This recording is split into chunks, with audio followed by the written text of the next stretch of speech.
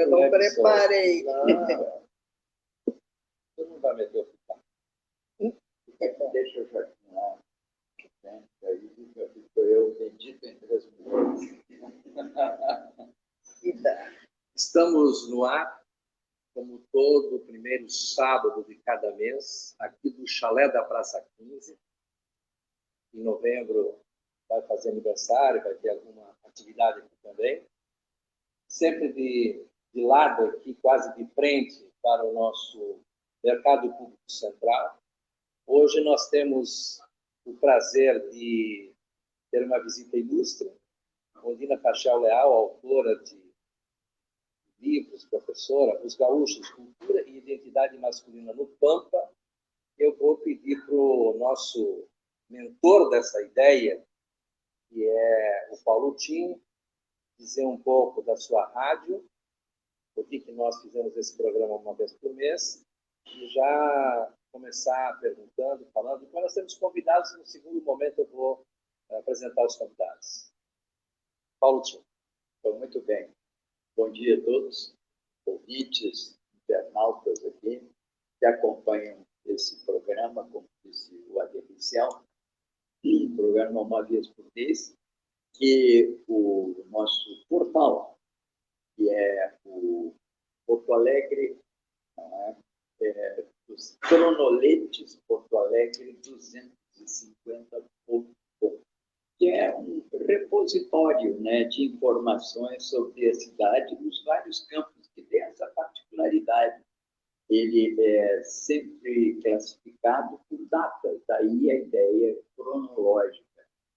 E aproveitamos e juntamos nesse portal várias iniciativas, entre elas da Rádio Cultural FM de Torres, que tem a questão cultural sempre em mente, também o portal Litoral Norte e as várias iniciativas culturais aqui que o Adeli faz, entre elas a feirinha do livro, sempre aqui no Chalé. Então, aqui nos reunimos, trazemos escritores, escritoras, amigos, para esse bate-papo, conversando sobre as suas obras, os seus escritos. E, mais uma vez, então, queremos saudar todos os nossos ouvintes. É um prazer, uma honra para a Cultural receber hoje aqui a Ondina Fachel Leal, que ela é uma antropóloga, pesquisadora da cultura e identidade masculina do Pampa. Esse é o seu livro, que eu tive a satisfação de receber de presente dela, me mandou. E a gente tem, junto com ela, com o Luiz Roberto Taga, com o Giovanni Mesquita, com o Cláudio Pinheirinho, o Flávio Aguiar, temos um grupo que está permanentemente discutindo. Internacional, Flávio Aguiar? Ele emite as suas opiniões da Alemanha. Foi o nosso colega, foi meu colega contemporâneo, ele fazia letras na filosofia, na época eu era estudante do que se chamava Ciências Sociais, a bela geração dos anos 60, né? Então, é um prazer muito grande recebê-la hoje. Ela traz aqui o seu livro, e apresentado, né, por Luiz Fernando Duarte como prefácio e pela apresentação de Luiz Augusto Igira, que eu vou ter aqui agora. Vou ler para que tenha uma ideia do que trata, né? O livro de Ondina Fachel Leal se deixa ler de modo tão agradável, tão envolvente, tão fluente, que de nada necessita para fazer sentido. Ou melhor, para fazer sentidos, salvo a presença de uma inteligência aberta para penetrar nos mistérios da vida humana, neste caso, aquela vida que ela encontrou na fronteira do sul do Brasil, entre Rio Grande do Sul e o Uruguai pampeano. Está apresentada, portanto, a Olga Leal e o seu livro, e aí eu passo para... Opa, se tu me permites, hoje nós não podemos deixar de fazer uma homenagem nesse programa e dedicar esse programa a duas personalidades que se foram nessa semana. Jerônimo Jardim, nosso grande letrista, e a professora Margarete Marchioro Bacos, uma das grandes professoras, historiadoras da história antiga, principalmente. Mas eu também tive o prazer de reunir com ela, nós fizemos parte do conselho editorial da editora da Arquitetura de Porto Alegre. Então, uma perda muito grande essa semana, e nosso carinho, nosso respeito a essas duas personalidades que se foram, e o nosso abraço às suas famílias. Bom dia. Bom, tem uma pergunta? Falar um pouco sobre o livro, né? Holanda, né? Bom, esse livro, Os Gaúchos, né, Cultura e Identidade Masculina no Pampa, ele é originalmente uma tese de doutorado na antropologia na Universidade da Califórnia, em Berkeley. Então, o trabalho de campo, ele foi escrito, a versão em inglês, e ficou aí por 40 anos totalmente disponível, é claro, nos sites da URGS e toda aquela coisa acadêmica.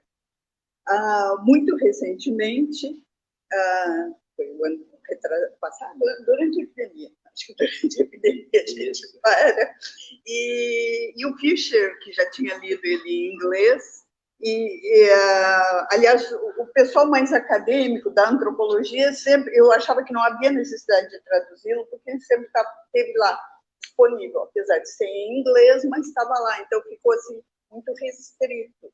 E o Fischer, que trabalha e conhece bastante a cultura gaúcha e as novas produções a respeito do que seja tradição gaúcha, sempre insistiu muito, tem uma longa história com ele, de corredor na universidade, que me dizia, quando é que vai sair o livro? Quando vai sair o livro? Então, afinal, eu reescrevi o livro, me traduzi, mas também me dei conta que me traduzir e tornar uma coisa muito pesada academicamente, uma linguagem mais ampla, que atingisse um público maior. Eu fiz isso nos 2 últimos, na verdade, há 2 anos atrás. Foi muito grato tudo isso, porque foi um processo de encontro comigo mesmo e, inclusive, para minha própria surpresa, o livro foi lançado na feira de 21, a primeira feira depois da epidemia, acho que foi 21, né? E teve bastante repercussão o livro, né? Tanto que eu estou escrevendo outras coisas, eu estou escrevendo coisas que sobraram ainda daquele material, que é um material antigo, e é muito interessante, eu fiquei muito satisfeita com essa coisa de uma escritura mais ampla.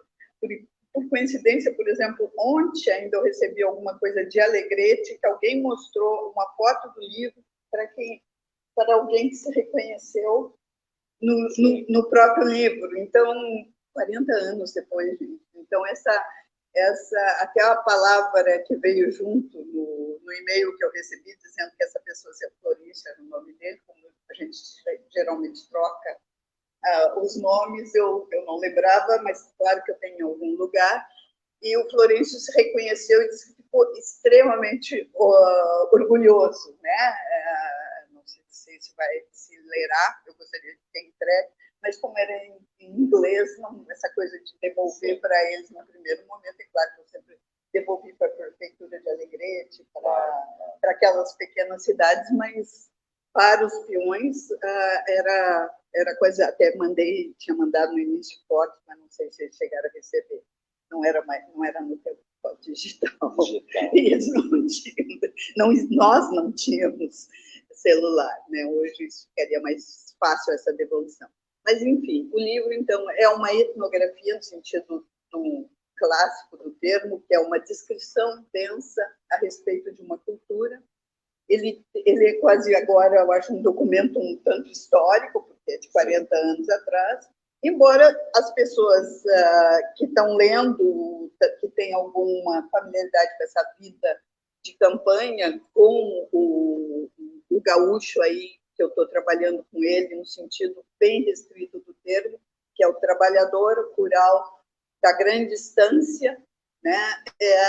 Ele é o vaqueiro, ele é aquele que faz as lidas do gado, e ele, aquele que é o que monta, o que doma, eles, pelo menos naquele momento, acredito que ainda assim, eles se autodenominavam gaúchos, né? Então,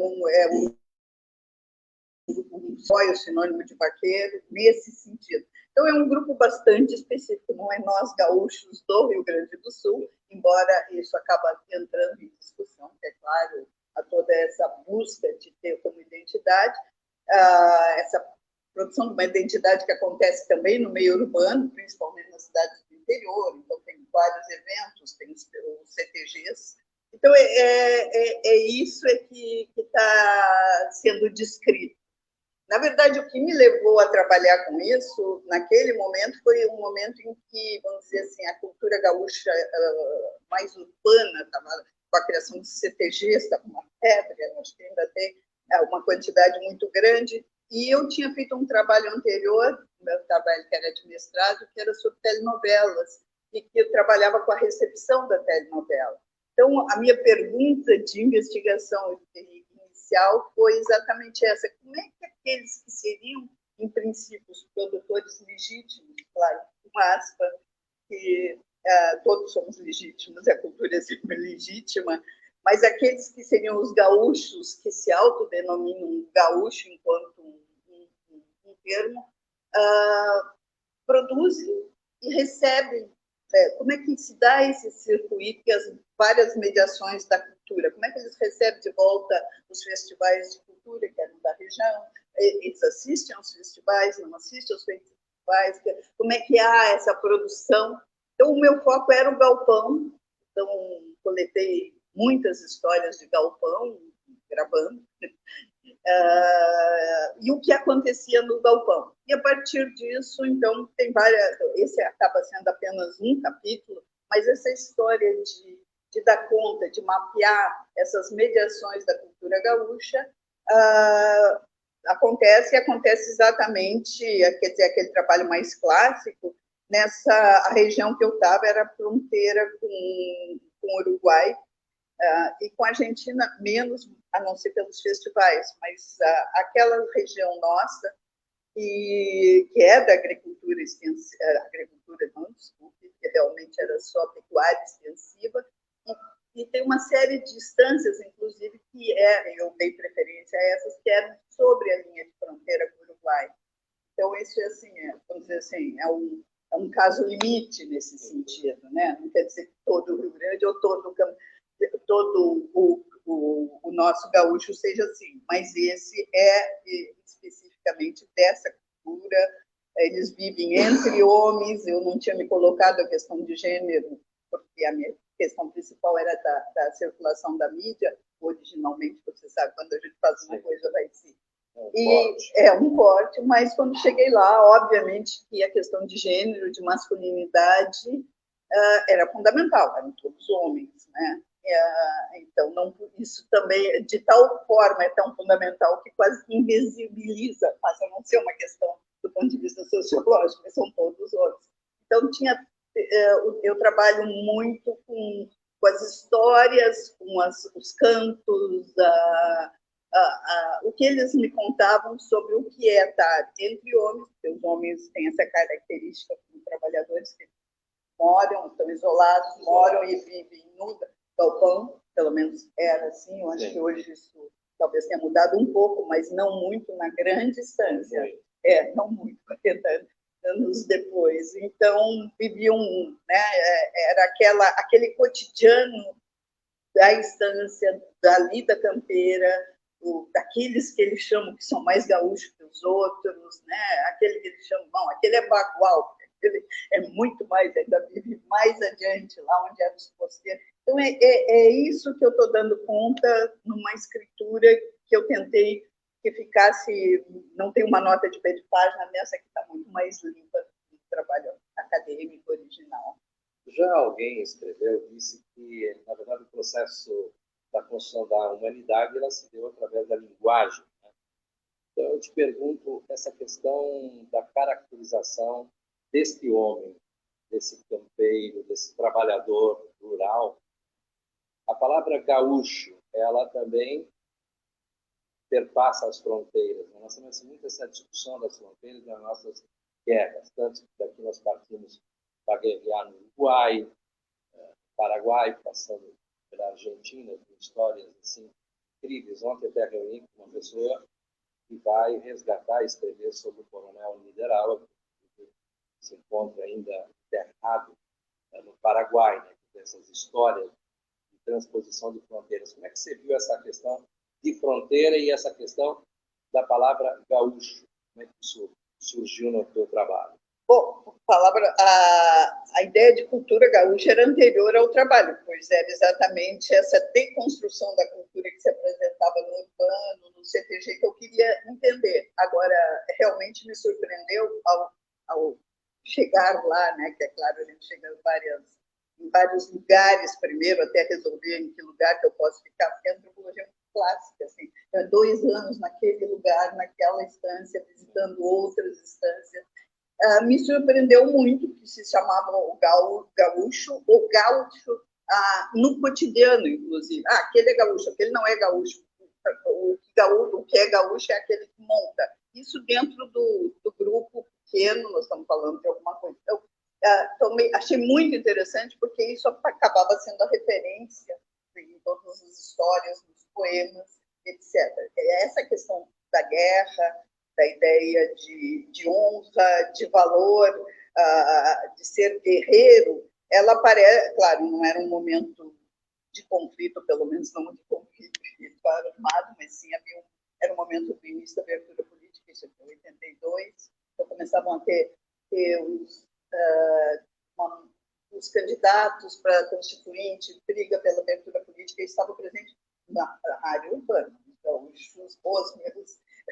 os meus gaúchos aqui, os gaúchos no galpão estão meio fora dessa discussão. Mas sim, nos causos que eu coletei muito, nas histórias que contam, essa ideia das guerras, claro, foi passada pelos avós, pelos tataravós, está sempre presente. Então, mas não importava muito que guerra fosse. Se era a farroupilha, pelo nome, a Revolução Farroupilha, aparece muito nas histórias, mas não é que tivesse uma historicidade específica daquilo. É muito mais vinculada a uma fidelidade com o dono da estância. Isso muito forte, mas é assim, de qualquer lado que se tivesse, eu acho que a de 22, ali foi muito mais marcada porque se associaram aos uruguaios. Os uruguaios lutaram junto. Não quer dizer, nesse conjunto de distâncias, quando a gente fala um conjunto de distâncias, é um tamanho, quase na época eu cheguei a medir, era o tamanho do Estado de Israel. As nossas distâncias são imensas, né? Mas, claro, pouquíssima gente. Mas naquele momento, aqueles tinham uma história mais recente, que ainda era da degola, essas histórias apareciam, né? É claro que eu não vou discutir história com eles, olha, não era bem assim, mas o que me interessava é ver como é que elas apareciam nas histórias deles, né? Então aparece como aquilo que é de saber lutar, de ser fiel, não, de ser companheiro, essas questões. O que menos aparecia era contra quem se está lutando. Isso passa a ser, claro, eu estou trabalhando com a representação deles a respeito deles e da guerra, né? Então, é o que a antropologia faz, né? É entender essa disputa. Tem uma coisa, um elemento aqui no livro, tem um capítulo só sobre isso, qual eram os temas principais. Então tem também um tema que é um tema assim do causo meio cômico. Esse aparece muito, aparece as histórias dos enterrados, sempre a ideia de alguma coisa, enterrados, tesouros que querem deixar. Aí aparece muita coisa da história. Agora a história do Rio Grande do Sul como uma... o Simões Lopes Neto, que também, aliás, coletou as histórias e tinha instância exatamente naquele lugar. Né? E não, em Santa Vitória ele morava, mas o pai tinha instância lá para bem exatamente aonde eu não tinha mais. Exatamente. Paulo, o que te parece tudo isso que vens nos instigando a pesquisar coisas do Rio Grande, de Porto Alegre? Já comentasse antes que nós temos esse repositório, que é o nosso Cronoletes, Boa 250, essa história do Rio Grande interior, de fronteira, você nasceu no centro, no coração, e está de jovem para o urbano, né? Como é que isso te toca? Primeiro, apenas um destaque aqui. Nós tivemos 2 guerras civis no Rio Grande, né? Ou, como diria, queria aproveitar para dizer que estamos aqui com a presença de amigos que também se interessam, né? O Giovanni Mesquita, autor de um notável livro, que é a biografia do nosso grande comandante, né, na República Rio-Grandense, o Bento Gonçalves. Também aqui o Joaquim Terra, que é rio-grandino, né? Ele trouxe hoje aqui a professora Célia, né? Que também é professora de português. Meu amigo Janinho Rodrigues, perdão. Sim, o Nazário, lá da Restinga, da mídia da Restinga. Isso. Então, é uma alegria grande tê-los aqui. Mas são 2 insurgências, não é? Vamos evitar o termo revolução. 2 insurgências. De 1893, 91, depois de 23. Eu até estou dizendo isso porque outro dia eu escrevi um texto sem querer, não sei se foi inconsciente, eu escrevi 25. Foi em 1923. Eu também falei 25, é 23. É gozado, a gente confunde, eu acho que ali a contaminação com 95 a gente puxa. Mas, bom, aqui eu acho que a gente poderia dizer muita coisa, mas eu vou provocar, não como político, nem como cientista social, mas como poeta, né, a professora. Porque o Carlos Drummond de Andrade, nosso querido Drummond, ele tem um poema que se chama Hino Nacional. E nesse poema, ele se pergunta, e os brasileiros, por acaso, existem? Ele é um pouco cético. Então, eu perguntaria aqui, não é, para Undina, e os gaúchos, por acaso, existem? Certamente existe. Vamos dizer assim, de uma forma um pouco ingênua, quando eu falei da questão inicial dessa pesquisa há muito tempo, que era aquele boom do CTG, aquela crítica do gaúcho inventado e tal, eu disse, bom, vamos atrás, então, está todo inventado. Certamente que eles existem. Eu até tenho outros artigos que eu tenho escrito mais recentemente sobre não existe cultura inventada, né? Toda cultura é cultura e toda cultura está em mudança. Se a gente achasse que existe uma cultura inventada ou falsa, a ideia é que existiria uma outra que seria de museu e que estaria congelada em algum momento histórico, e como não existe culturas que não sejam absolutamente dinâmicas e se autotransformam, né? Esses meus próprios gaúchos, eu fico imaginando. Talvez o celular não tenha ainda na estância, mas naquele momento não tinha luz na estância. Então, o radinho de pilha era o meio de comunicação, porque tinha programações longas, mandando recado, alguém vai até a cidade, manda recado, precisa de um cavalo, não sei o quê, uma série de coisas. Então, assim, a mídia estava presente de um jeito muito menor. Eu imagino que hoje no Rio Grande do Sul, não sei se tem regiões que não tenha. Não é possível, é um dos problemas do latifúndio, né? E, aliás, cada vez mais essa pecuária tradicional, o dono, me parecia, nunca estava presente. Ele mora fora, ele tem mais de uma estância, tem é o capataz. É o capataz, é o que fica, é o que. Aliás, algumas delas são muito grandes, mais sofisticadas em termos de produção de raça. Vai um veterinário uma vez por mês, vai um agrônomo uma vez por mês, são administradores que vão. Mas, pelo menos, era assim há 40 anos atrás. O dono, inclusive, estava na França muito tempo e sempre tinha sido. A história toda dessa estância tinha sido sempre assim. Aliás, o personagem... Permite só a propósito de França, né?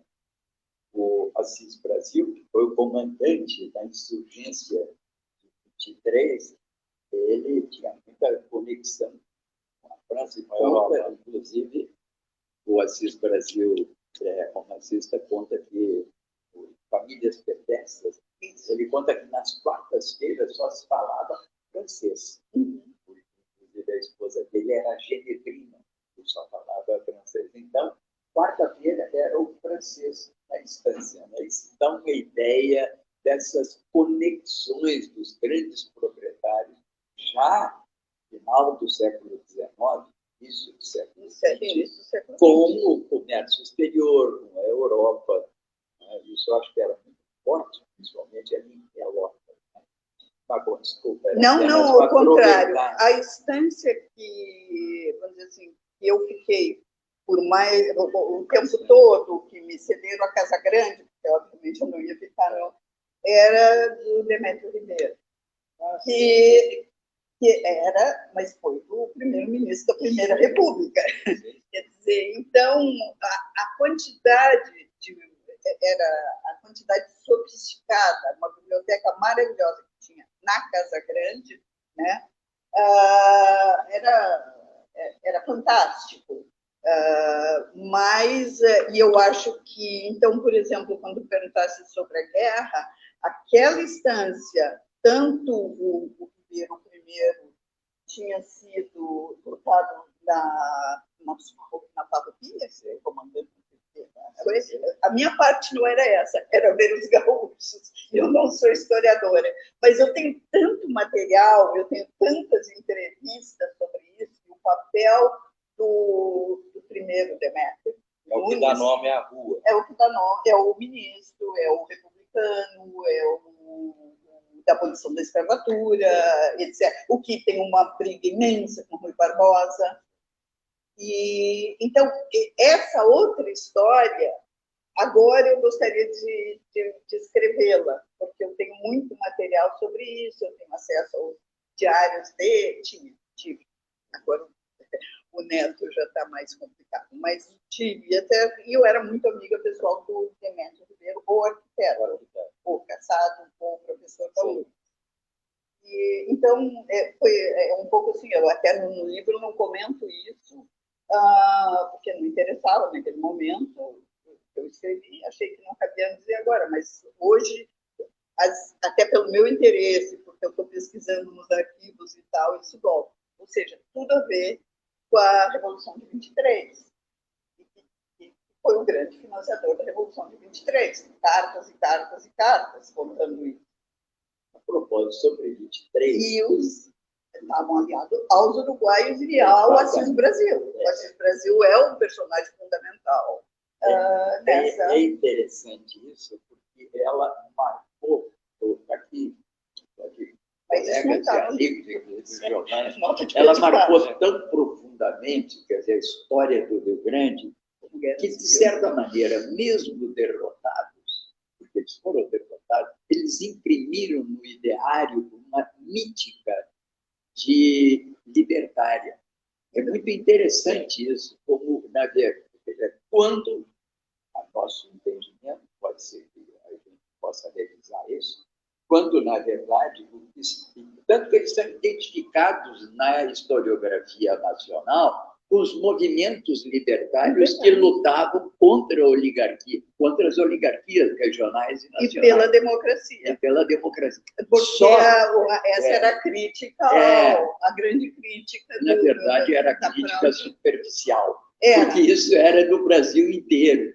A fraude das eleições aqui, a manutenção do Essa é a primeira república. Isso acontece, a violência e a usurpação, talvez até fossem menores aqui, que era do resto.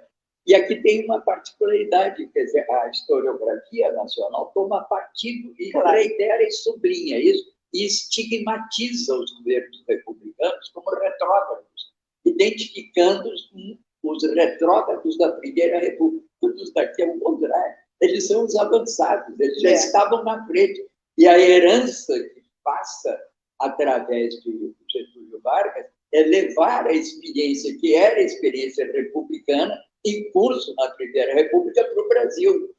E eu li uma vez, até me chamou muita atenção, há muitos anos, um artigo do Proçar, da Zero Hora, que ele até dizia isso de uma maneira muito simples. Proçar é um herdeiro, digamos, não é uma espécie de herdeiro, né, dos Maragatos. E ele disse o seguinte: o Getúlio não fez nada mais, nada menos que levar para o plano nacional o que ele tinha aprendido com o Júlio de Castilho, inclusive com os métodos. E é verdade, o Júlio mudou o Brasil como os republicanos mudaram no Rio Grande do Sul. E os defensores de 23, que imprimiram um ideário libertário, que está na cultura também, que está nesses causos, na verdade eram retrógrados. E o que é curioso é que isso não está assimilado, bem assimilado até hoje. Mas nós já vamos, em seguida, vai ter tempo de consultar aqui os nossos queridos amigos que estão, talvez eles tenham outra ideia. Vou aproveitar, como já foi citado, nós temos aqui o Joaquim, o Gêmeo, Nazário e Giovanni Mesquita, aproveitar a presença da professora Célia e a professora para, quem sabe, fazer uma pergunta ou fazer uma opinião aqui também, que eu acho importante a sua presença aqui também. Até porque ela está de aniversário hoje, né? Daqui a pouco vai ter um bolinho aqui festejando, viu? Aí bota o microfone no bolinho. Eu fico muito curiosa em relação aos causos, né? Acho que a gente tem o Simões Lopes Neto, né, que traz muito e ajuda nessa construção para além do gaúcho real, né? Assim, a gente acho que tem muito na nossa mítica, né? O que é esse homem campeiro, né? Essa tentativa que se faz de trazer para o meio urbano aquele ser que não vai ser o mesmo, né? E as histórias, como é que eles se enxergam nisso, né? Como é que eles se descrevem nesse cenário todo, na realidade? Eu acho que tem essa coisa, algumas coisas que são muito fortes na gramática, digamos assim, gaúcha, agora eu estou falando gaúcha no sentido de poder, desses cavalheiros. Los que montam. Os que montam, tem que ser que monta.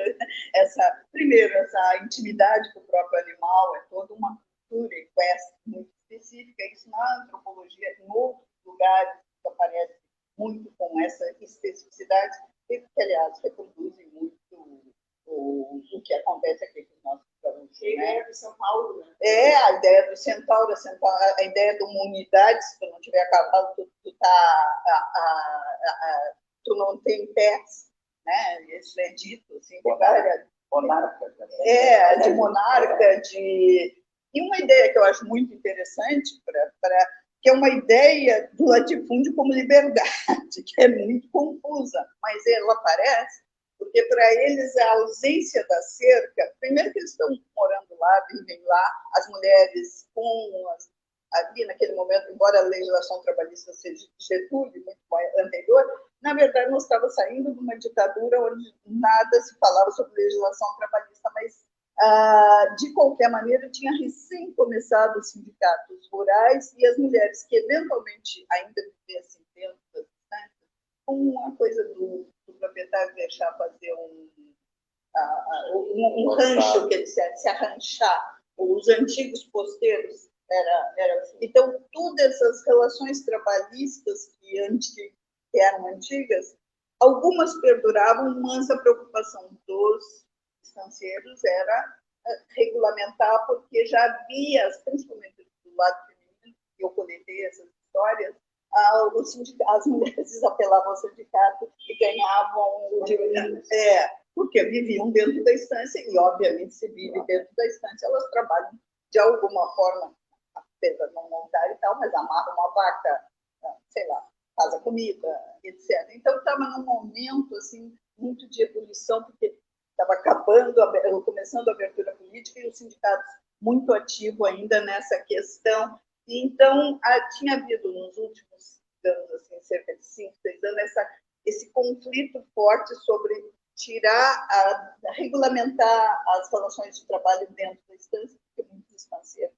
estavam com problemas a esse respeito, tendo que pagar. Que ontem, inclusive, foi o aniversário da fundação da CUT, 40 anos. Exatamente, foi exatamente nesse momento. E o pessoal ali da CUT, era muito. Então, havia todo esse conflito que era muito interessante para todo mundo, até aqui, pelos últimos, então, 20 anos, e estavam saindo disso. Mas... Como havia uma tradição, principalmente no meio urbano, por causa dos tínhamos ali, as da carne, que a gente chama, né? tinham sindicatos já nessa área. Então, eles, de uma forma ou de outra, acabavam influenciando. E foram bastante fortes, inclusive nas primeiras eleições já começaram a se eleger, e esse grupo era bastante forte naquelas pequenas cidades ali, que é Quaraí, Alegrete, Uruguaiana e tal. Mas isso tudo foi para dizer que a mulher tinha sido... Se havia alguma mulher antes vivendo na estância, já não vivia mais. Então, havia aqueles que eram antigos corredores de gado, que é onde eles, naquele lugar lá, chamavam Las Casas, que são os povaredos, que são os chinaredos também. Então, ou seja, e ali, então, se localizavam as mulheres, nessa distância, digamos, espacial dos homens. Os homens, aparentemente, nas histórias, gostavam disso, no sentido de que eles vivem no interior, os homens vão procurar as mulheres, eventualmente, né? Então, eu trabalho também muito com essa representação que o homem tem da mulher e a mulher tem do homem, porque eu acabo fazendo um capítulo sobre as mulheres. As mulheres, naqueles lugares, naquelas casas, são uma pequena aldeiazinha, 3, 4 casas, mas as linhas de ônibus são lá, alguma linha de ônibus que tivesse. A escola primária também será lá, o lixo também é lá. Então, né, é ali que as mulheres... a farmácia até nem tem lá, não tinha. A igreja também não tinha, nessa região de fronteira, né? Então, mas as mulheres que sabem como ir ao centro da cidade, como usar, eventualmente, médico, se tiver alguma coisa, e elas são aquilo que os homens chamam bruxas, né? Que fazem bruxaria, mas são as que curam, são as que cuidam, são a quais eles recorrem, num primeiro momento, até para ela dizer, não, você pega o ônibus, é assim que se pega, porque vai para procurar um médico, vai para o hospital. Então, mas um pouco essa coisa, tudo isso foi para dizer que essa ideia é exatamente o inverso. O problema de ter um grande latifúndio era entendido, já que ela me perguntou como é que havia essa construção, como uma ideia de ser dono daquele mundo, de liberdade nesse sentido, nada a ver com a nossa liberdade liberal, de não ter um limite próximo, também tem a ver até com a geografia do lugar, né, que é pampiana, aquela coisa sem realmente ser reta, o horizonte livre, essa é a ideia. É uma ideia isso aparece alguma coisa da relação com os uruguaios, eles têm, né? Muito forte, ali naquela região, sim. Tem interferência, em certo sentido. É muito interligado. Muito interligado. E várias dessas instâncias, inclusive, estão... porque toda a região é muito assim. Por exemplo, naquele momento, alguma coisa como rinha de galo ali perto dos bolichos não era permitido no Uruguai. Então, vim para cá. Mas a cavalo é muito fácil de ir, sei lá, seria menos de 1 hora para chegar no outro país. Mas de carro, não. Você tem que dar uma enorme volta para pegar a estrada. Mas, ou seja, havia uma... E também conforme o preço da lã, o preço do gado, o preço do trabalho. O preço do trabalho do xangueiro, por exemplo. Arameiro era sempre uruguaio, aquele outro que tira a lã da ovelha, lador. Nessa instância que eu convivi mais, era sempre uruguaio, porque era tido como de melhor qualidade, especialista. Então, essa interação aí era muito, muito misturada. Mas é muito importante. Mas não vai pegar o microfone. O nosso microfone é precário. Aqui, bem precário. Se você quiser, tem que sentar aqui na mesa. Não é má vontade, mas é uma questão de tecnologia. É isso. Então, enquanto o Jaime chega aqui, outra coisa que eu queria te perguntar é o seguinte: a questão do ensino-aprendizagem, eles tinham algum conhecimento básico, sabiam assinar o nome, alguns escreviam livros, você pegou um pouco, não foi foco. Não foi o foco, mas claro, o que acontecia? Os meninos, nós estamos falando 40 anos atrás, então realmente ir à escola ou então até enquanto ele ainda está sob as saias da mãe desses grupos, porque afinal em algum lugar uma coisa que me perguntava, uma pergunta Pô, e como é que se reproduz esse trabalhador? Quer dizer, a mulher é que reproduz a força de produção, ela está lá naquele Las Casas, essa, né? Onde também tem uma escolinha primária, aquelas de 4 anos, a escola do lado uruguaiana muito melhor, então era muito mais forte. Era coisa de mulher estudar. Então, o menino fica lá até ele, o que eles dizem até alcançar no estribo. A Ilha Gaúcha, se alguém chamou ele para isso, porque aprender a domar e essa coisa toda é muito cedo, tá? Né? Essa mimetização com o cavalo e aprender a doma é uma coisa complicada. Também eles têm especialistas na doma que são muito saber lidar com o cavalo. Saber lidar com o cavalo, mas essa coisa não importa o que se faça em termos de técnica, a doma permanecendo doma e a presença do trabalhador super especializado é presente, né? Senão os cavalos vivem soltos, que é um problema, porque acabam tendo 40 anos. Jaime Rodrigues, por favor. Eu vou aproveitar o tema que apareceu e, para mim, faz parte de uma reflexão que eu não cheguei ainda a solucionar. É que, por exemplo, o significado da mulher no estado do Rio Grande do Sul, ou pelo menos no setor do gaúcho, mais tradicional, campeiro. Tá? Quando eu li Érico Veríssimo, há muitos anos atrás, me chamou muito a atenção a valorização que ele dava da mulher.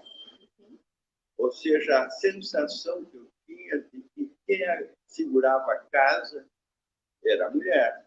Não por ser, digamos assim, uma mulher que administrava a casa. Não, ela garantia, se tivesse uma violência, ela segurava.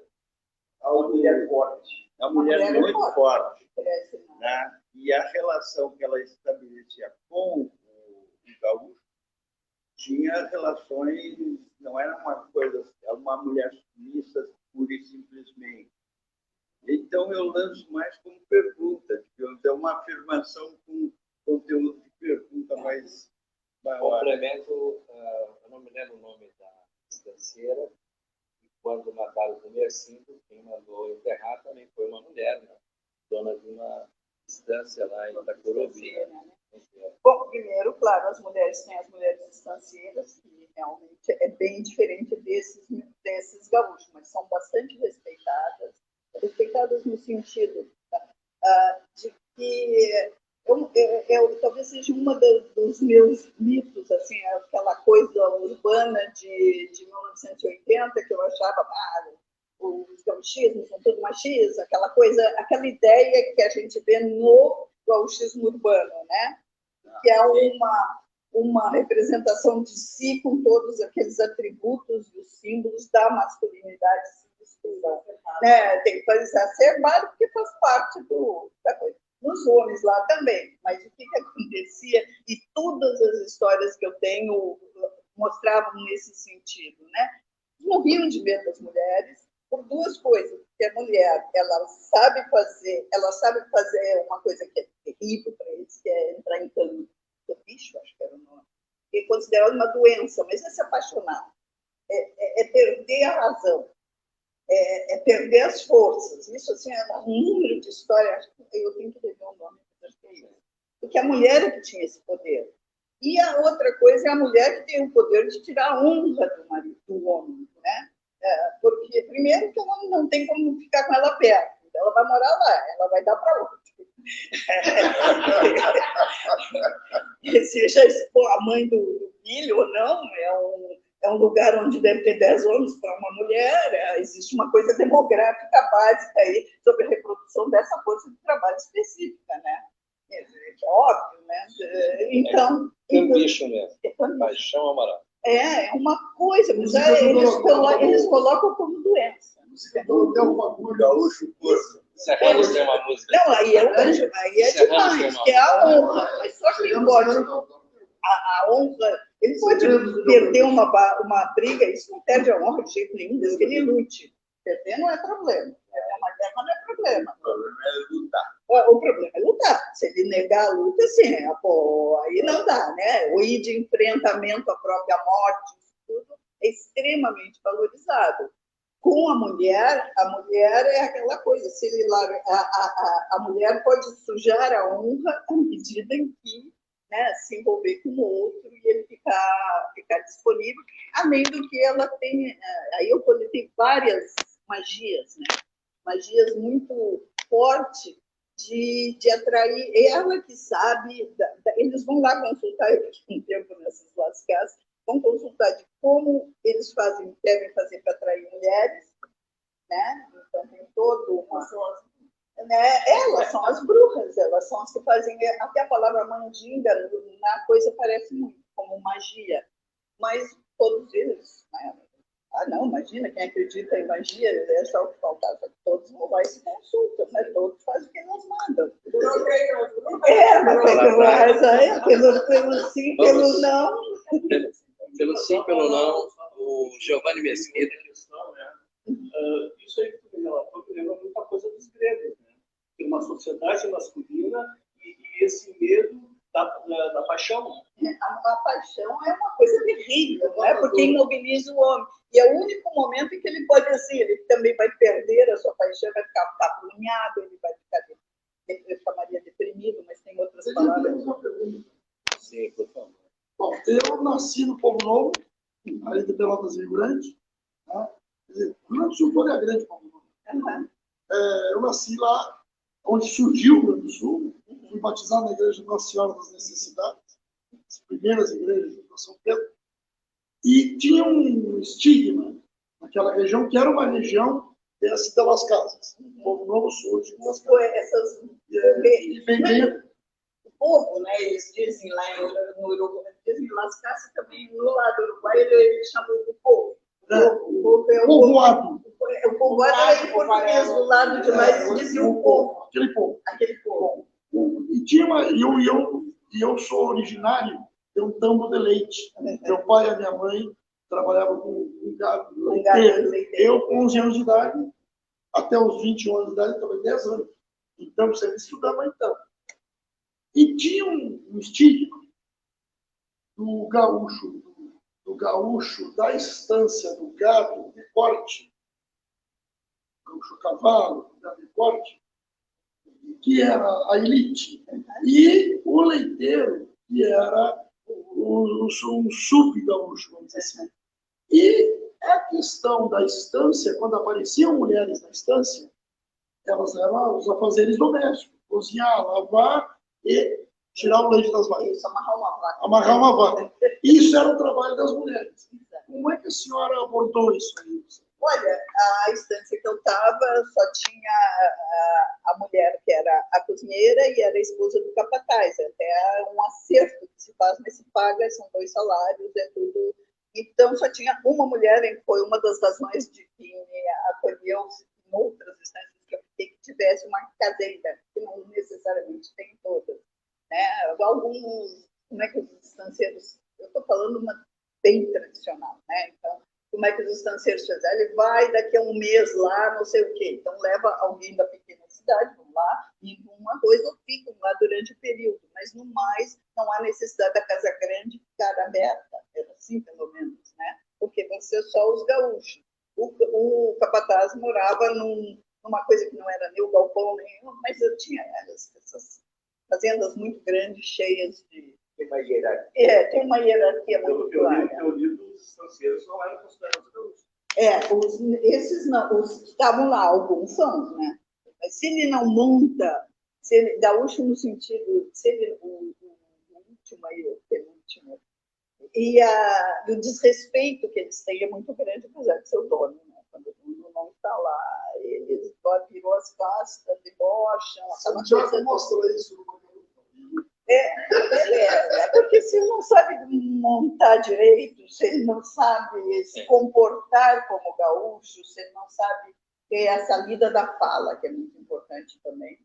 Quer dizer, as coisas que a gente valoriza, que seria escrita, isso, aquilo, não não é lá, né? Agora, a lida da fala, a dominar um instrumento musical, violão ou gaita, ou uma coisa ou outra, ou ter vamos dizer assim, uma memória para causos, e saber contar os causos, como, aliás, como vários, na nossa história, né, os povos bardos têm muito isso, né? São contos, as milongas, conta cantando, mas isso é todo, né, tem que ter uma competência para isso, né? Uma competência musical ou de domínio da palavra.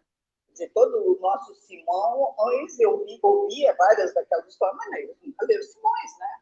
As histórias estão lá. Mas ele exatamente o Lopes Neto, ele trabalha essa questão da fala, né? Ele conta e às vezes ele aproveita e dizer como me disse e ele reproduz elementos da fala primitiva, como de fato foi. Uhum. E nós sabemos também que o Grande Sertão Veredas, pelo nosso grande Guimarães Rosa, era um sujeito que leu tudo do João Simões Lopes Neto.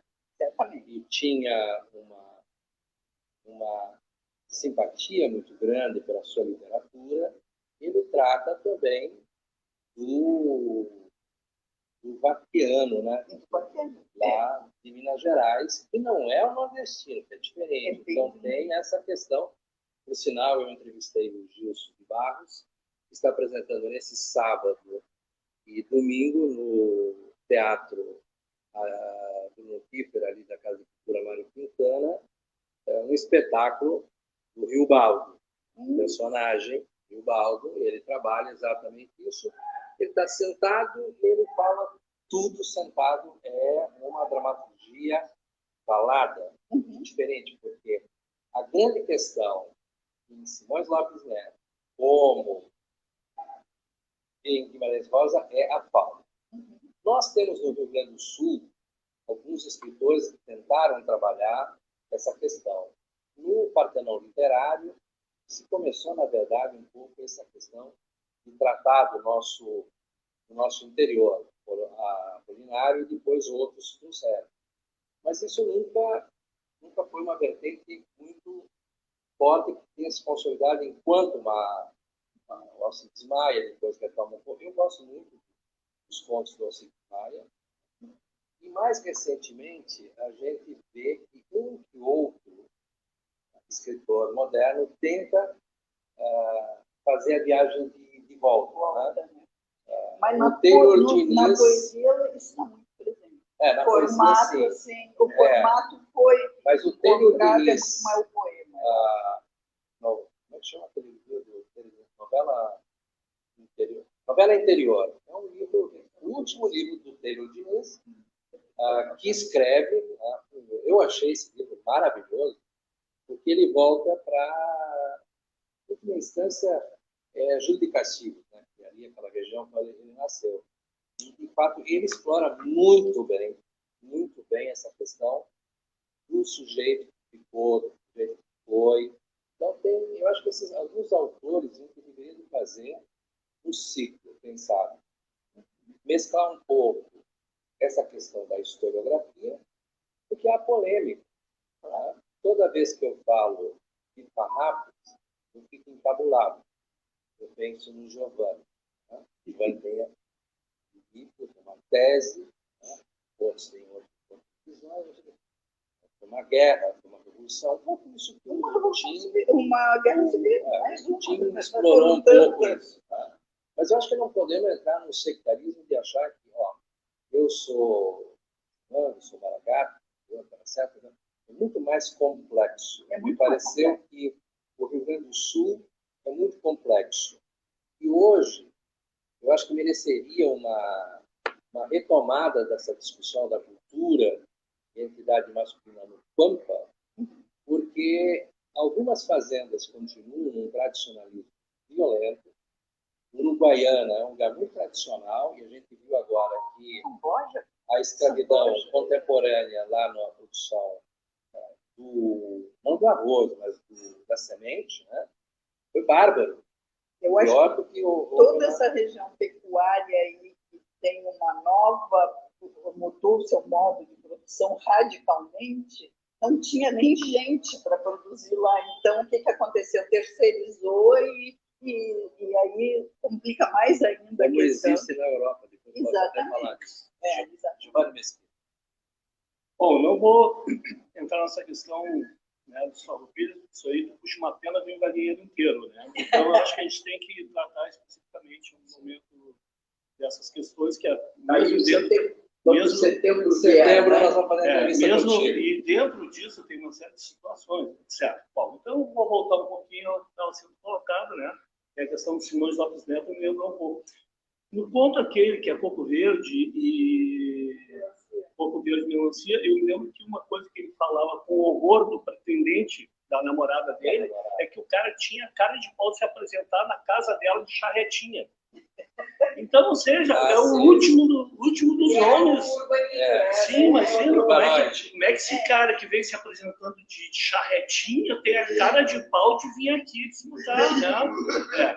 Então, eu acho que isso, né? Isso a gente vê muito, por exemplo, na história, por exemplo, aqueles presidentes de província que vêm para cá e etc.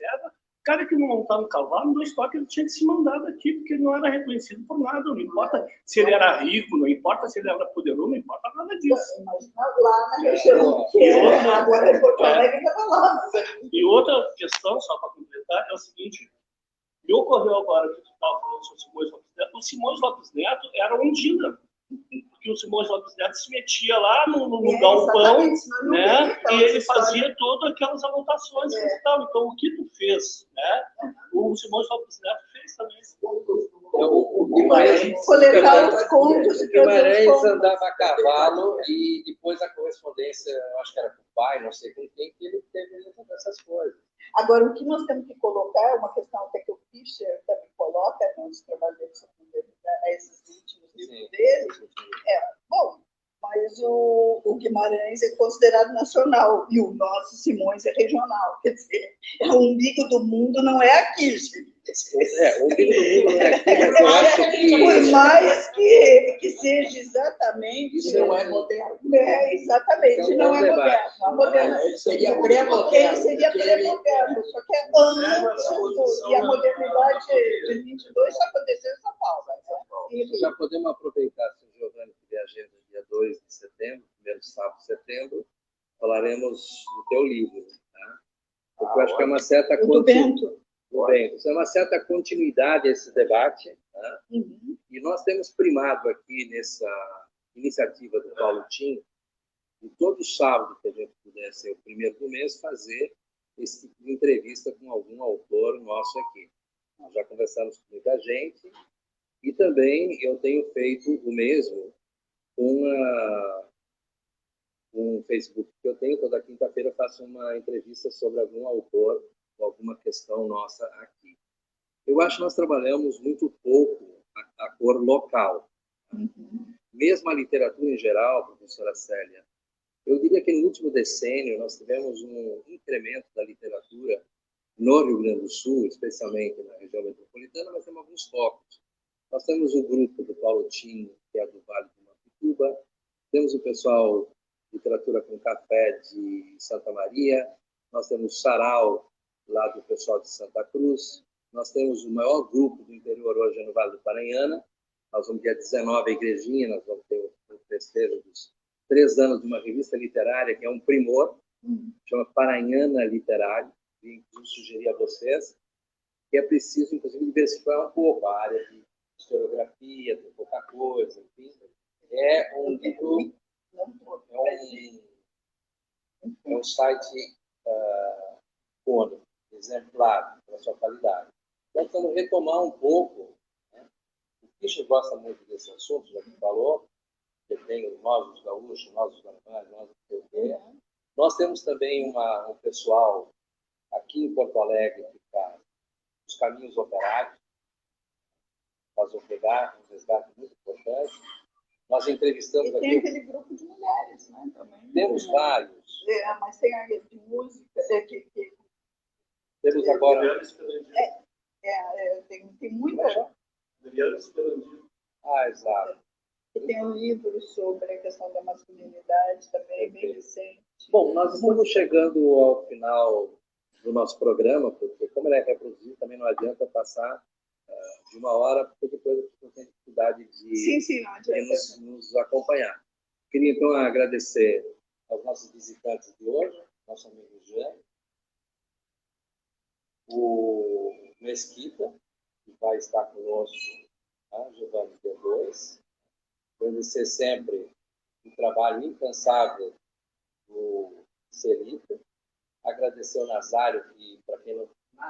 NASA, lá da Restinga, que tem uma mídia histórica, né, lá, e o Terra, né, que já veio outras vezes aqui, e a professora Célia, que está conosco. Paulo Tim, para as suas considerações finais, você que é o nosso comandante aqui.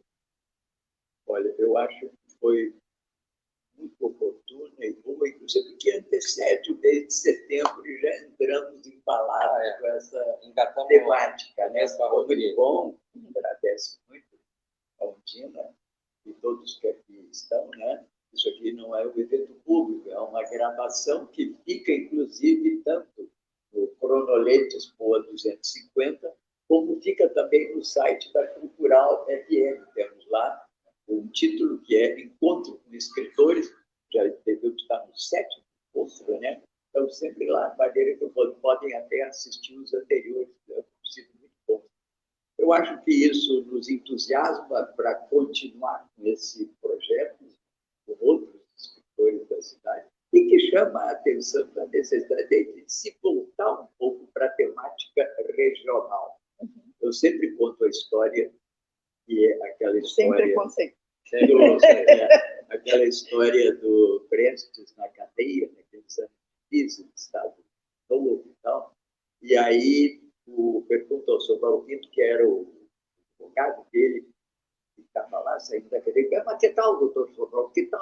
O homem é mesmo um monstro? Ele disse, o Prestes é um homem muito simples. A única coisa que eu não entendo, esses comunistas eles são sempre internacionais, eles nunca são nacionais ou regionais.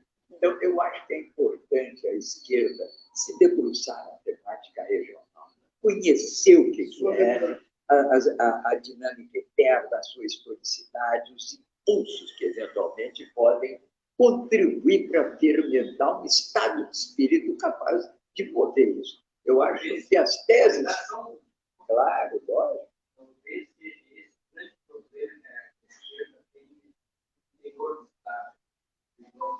Certamente. Certamente.